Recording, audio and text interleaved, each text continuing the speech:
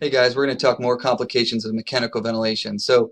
We've heard about how you can intubate people with asthma or emphysema and they can generate autopeep. They don't get sufficient air out and that can lead to hypotension following intubation. I'm going to give you another concept today. I'm going to give you a patient that, let's say, has pulmonary hypertension. They come in, they're hypoxic, they get intubated. Following intubation, you notice that they're profoundly shocky, blood pressure in the 60s.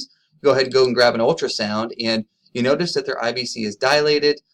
It's not really squishing too much with respiration.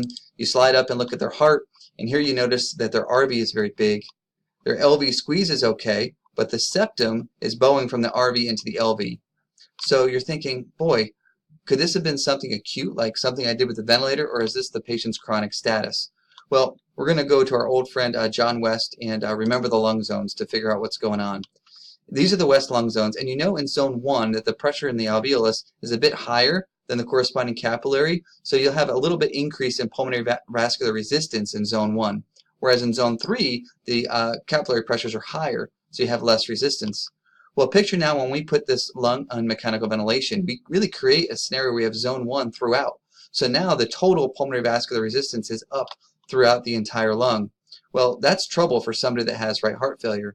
You see, as we increase those pressures and the corresponding RV afterload, they'll drop their stroke volumes because they already have right heart failure. That will cause the right ventricular volumes to go up, and then in turn, that can cause the septum to bow in towards the LV, lowering LV preload. Stroke volume goes down, output goes down, hypotension, etc. Here's an image of what that looks like on an echo. You see on the top the normal situation with the RV and the LV. The LV in this view, this looks like a parasternal short axis, is nice and round.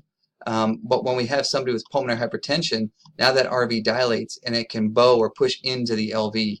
So in patients that have pulmonary hypertension, when they go on mechanical ventilation, you have to be really careful about this phenomenon. I suggest that you ventilate them with lower tidal volumes as possible, and also keep that PEEP down as low as you can to try to avoid that elevation in RV afterload.